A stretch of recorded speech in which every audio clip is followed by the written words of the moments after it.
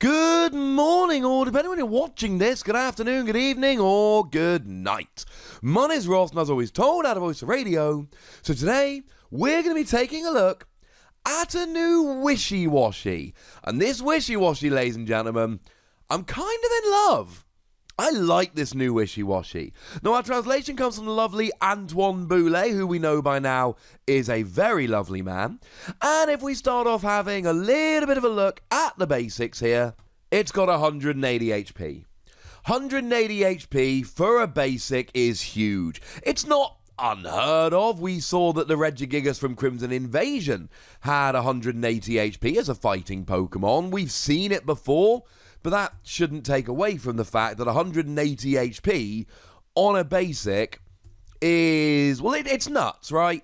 For a non-GX, it's ridiculous. Bearing in mind, most basic GXs, think things like Blacephalon and Rayquaza, have 180 HP.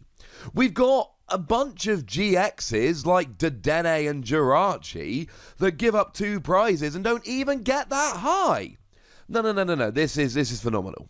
Now, the bad news about this, and it does make me rather sad, is that this Wishiwashi has a retreat cost of 3. Because we really want to use buff padding here to put yourself up to, well, 230 HP, and then potentially use Pokemaniac to search it out, etc. So, I am personally rather disappointed that we've only got a retreat cost of 3 here.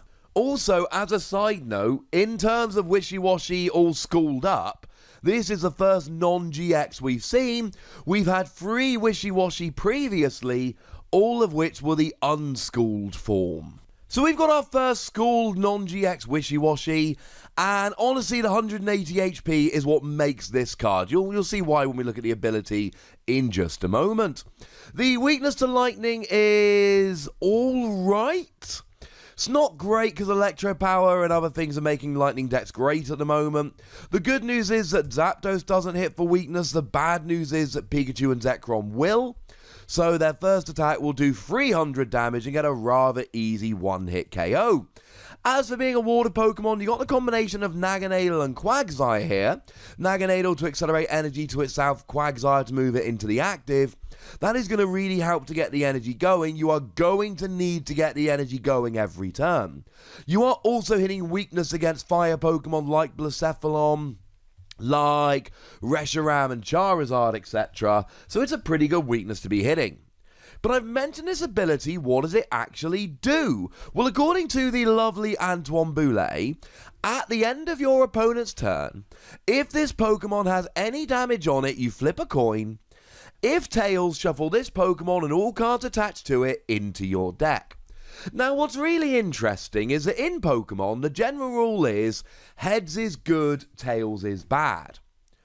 But this seems like the kind of thing where you're like crossing your fingers for a tails. The way I see this Wishiwashi very simply is 180 HP is fairly hard to KO. Even if your opponent does KO, they're taking a single prize, but a lot of the time they're not going to be able to.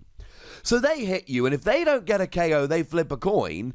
If they go and flip tails, or if you flip tails, I should say, then Wishiwashi gets shuffled back into your deck, and you just put a new Wishiwashi active. And now your opponent's just not taking a prize. If they're not able to get a one-hit KO on a Wishiwashi, they're not able to actually take a prize. Now, it is on a coin flip. It's only going to work half the time. And you're not able to use Will here. Now, Will lets you basically fix your next coin flip on your turn, but Will lets you do it on your turn, and this is kind of at the end of your opponent's turn, so Will won't work here. It's not really following his name very well at all. Sorry about that. But still, 50% of the time, this Wishiwashi is going to get hit, and then immediately get shuffled into your deck, and your opponent's not going to take any prizes. But the translation we have from Antoine at the moment is, at the end of your opponent's turn, if this Pokemon has any damage counters on it. So you don't necessarily need to hit a head now. You can hit a head next turn, or the turn after. And you've got a retreat cost of 3. You can already see that you're attacking for free energy, so you can just retreat Wishiwashi and then flip again next turn. And by the time you flip this turn and next turn, you got a 75% chance of Wishiwashi going back into your deck. And this is a part of the video where I mention how bad our gusting options are post-rotation. Basically, we're going to have Great Catcher. And Great Catcher lets you discard 2 cards from your hand and swap your opponent's active with one of their benched EX or GX. You will find a few decks playing Custom Catcher, but generally Great Catcher, when it comes out, will be played over that. So your opponent's unlikely to be able to gust Wishiwashi. And this is where Wishiwashi gets really gosh darned good. Yes, you've only got a 50% chance of being able to get out and back into the deck at the end of your opponent's turn. But the translation we've got, and Antoine's usually pretty gosh darn good, he's got a far better record than most, says that you do it just at the end of your opponent's turn if you've got damage counters on. Not the turn you were damaged, not if it's active, just at the end of your opponent's turn. So what I see here as a deck is extremely simple. You got your Quagsire and your Naganadel, and then you've got a couple of Wishiwashi, maybe 3 Wishiwashi. They're basics at the end of the day. And then what you do here is you attack with 1. And if your opponent doesn't KO it, you flip a coin. If tails it goes back in your deck, you're fine. If not, you just retreat for another Wishiwashi, using Naganadel to recover the energy and Quagsire to stick it into the active. And then you just keep going. And if you don't hit the tails on Wishiwashi, you retreat it to your bench, and then you try and hit tails next turn. Now, you could play this as a full-on blocking deck, where all you do is play Wishiwashi. Now, if your opponent can one-hit KO, and there will be some decks that can, stuff like Blacephalon, Ultra Necrozma, etc. will be able to do so, as well as lightning decks like Pikachu and Zekrom. That's going to be a pain. But if they can't, you just continually retreat and you're good. Although, if you're not playing the energy, you'll need to use switching cards. Might I remind you that Switch Raft is an option for water decks. That's kind of cool. Now, the other thing we've got here is Super Scoop Up, and I mentioned Will earlier. Will work with Super Scoop Up, so you play a Will, you play Super Scoop Up, guaranteed heads. I suppose you could choose to make it tails, but that would be weird. My point here is, if you really don't want to use the ability here, you've got Super Scoop Up. I see Wishiwashi as a deck. It doesn't have to be played on its own, but you've got 180 HP basic Pokemon, which you can just play down straight away, and it's hard to KO, and if they do KO, it only gives up 1 prize, but if they don't KO, the chances of you actually giving up a prize here are basically 0, because you retreat it to your bench, your opponent has no gusting options, and you've got a 50-50 chance every turn of it leaving the field. Now, we do have an attack here, and it's a vanilla attack, but it works quite nicely. 2 water, 1 colourless, 130 damage. And 130 is what we want here. There's a whole bunch of non-GXs like Buzzwole, Zapdos, etc. that will go down. 130 is what you want to hit for non-GXs. There'll be some stage 2s around that survive, but generally it will get most stuff. Against GXs that are weak, you're good, because you're hitting 260. Even something like an Incineroar pre-rotation would go down quite nicely here. And then for the tag teams, you're 10 damage short.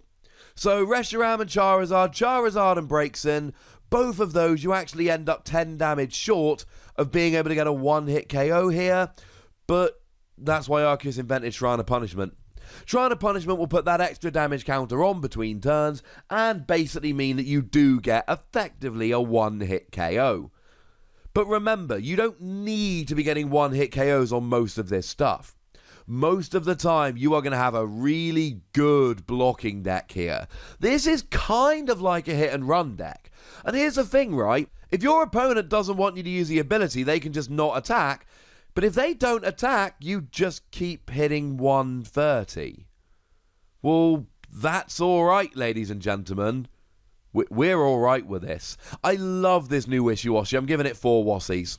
We have seen that big Pokemon like Regigigas 180 HP basics will see play in these blocking decks just by virtue of their HP. You give me that HP and an ability that can basically heal itself on a coin flip, and you have got a Pokemon here that is definitely going to have decks built around it. Maybe on its own it's not quite good enough because there are too many decks that can one-hit KO, but guess what? You don't have to play it on its own. I am a little bit in love with this Wishiwashi. It is definitely one of my favourite cards from the set. So that's what I think about it, ladies and gentlemen, but I would very much like to know what you think about it. So please do let me know in the comment section. Go nuts! But please do remember to be nice. And then make sure you like this video, subscribe to this channel, follow me on Twitter at @TheWassy, and Twitch for some live action at twitch.tv/PTCGRadio. If you want to support the channel, get some bonus podcasts and all that, head on over to patreon.com/PTCGRadio, where you can do exactly that. And please do make sure you're checking out youtube.com/WassyPlays, where we talk about a whole bunch of games that don't even have any Pokemon in. But by far the most important thing, as always, look after yourselves till next time. Thank you very much for watching. My name's Ross, and you've been watching PTCG Radio.